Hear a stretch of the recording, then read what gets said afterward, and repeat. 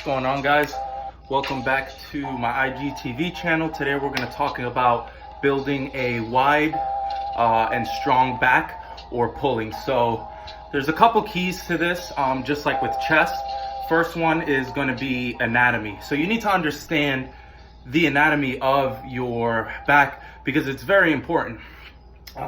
It's going to give you that symmetry. It's going to give you the wide look from the side, with the lats. So let's go over a little bit about the anatomy. So first, starting with the bottom, at the base you have your lower back. Then as it goes up, you have your paraspinals. Then on the outsides, this part right here, these are your lats, your latissimus dorsi. Then as you go inside, you have your trapezius muscle. You have the rhomboid, which is that little ball right there. The rear delt, which is this muscle as it grows here. And then, your traps also grow up here. So you have all of those areas to target, and on a good back day, on an ideal pull day, you're hitting that entire area. So let's get into a little bit of the difference between pull downs, which is gonna help strengthen your lats, and rows, which is gonna give you the thickness in the middle that you want. So with pull downs, that's any motion where you're pulling down. Now the key is you have a little part of your bone here that slips forward and backward, your shoulder blade essentially, it's your scapula. Now the thing is, when you're doing pull downs or rows, you want to make sure that you retract your scapula. That means that you let it go all the way forward, and then when you pull in, let's say we're doing pull downs, when you pull in, you squeeze first. So you squeeze this first back, and then you pull. So then release completely. So squeeze first, core tight, and pull. And then you'll have it back there. Now the same thing for rowing, right? So let's say I got a barbell right here and I'm doing some bent over rows.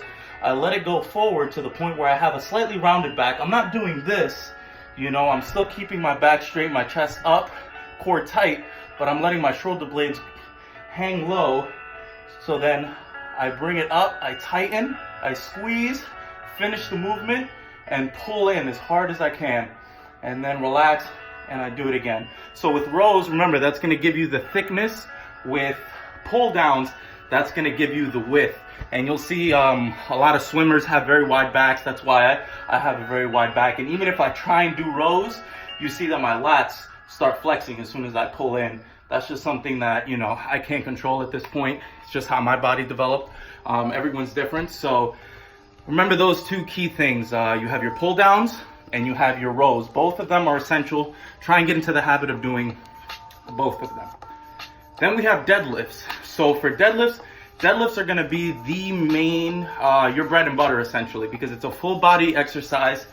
You just have to be mindful of, where your hips are, how your knees are bent.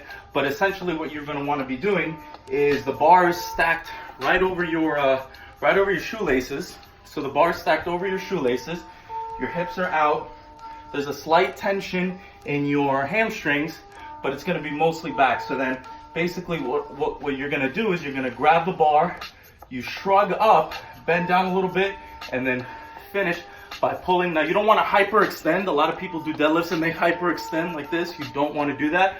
You basically wanna finish the movement and bending the knees, squeezing the glutes, and just tightening the back. And then as you slip down, as it goes down, you let it drag across your legs, throwing the hips back. Remember, you're doing a hip hinge.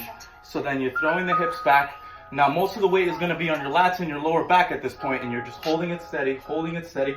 Once it gets past your knees, then you can let the shoulder blades go. So remember, before we had them pinched back together, holding it for this part. Once the bar gets past your knees, you let it go. Then you bend your knees a little bit more so the bar touches the ground. And then shrug, pull, breathe. Same time, core tight, back tight, squeeze. So you're pulling with everything. You're pulling with this muscle, with this muscle. So that's why deadlifts are very important. Just make sure you get your form right. Don't just, throw the weight over and, bend your back and just, you have to be very mindful of this. So this goes back to conscious lifting. You have to have your entire being in that moment completely focused and completely zoned in, or you're gonna end up hurting yourself. So that's principle or key number 3. Then we have time under tension. Time under tension is gonna be big for all of the body parts, but essentially the more time that the muscle is under stress, the better it'll grow, the leaner it'll look, the more aesthetically pleasing it'll be, because you're really activating those slow twitch fibers. So time under tension, make sure no matter what the movement you're doing, you're pulling in as fast as you can and then maybe letting go slowly. Same thing for pull downs, pulling in as fast as you can and then letting it go slowly, retracting those shoulder blades, but never rocking back and forth. Just very controlled movements. So that's number 4. Number 5 is to follow a program. That doesn't mean you have to buy a program or something like that, but excuse me, just come into the gym with a goal in mind. Come in with a little notepad, and you know, last week maybe for the pull downs, wide grip pull downs, you know, maybe you did 90 pounds for 8 reps. This time try and keep those same 90 pounds but do them for 12 reps, or maybe if you did them on a 2-second descend and a 1 second, maybe now 3 seconds. So every time you're either trying to increase in weight, the amount of reps that you do, or the time under tension.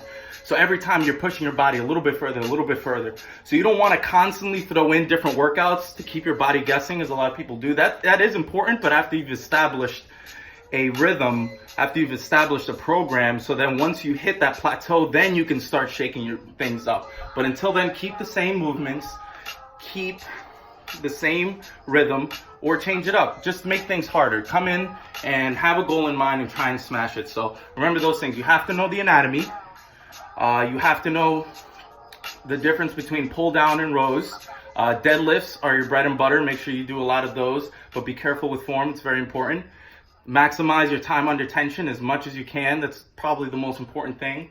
And then make sure you follow a program. So every time you come to the gym, you got a goal in mind. Okay, I'm going to do this for this many, or I'm going to increase this, and really feel it. The one thing that goes without being said is being very present in the moment and feeling the entirety of the weight on that muscle that you're trying to grow, because everything else, the gym disappears, everyone else in the gym disappears. And once you get into that state of flow, it's the most unexplainable bliss. I mean, it's just complete present.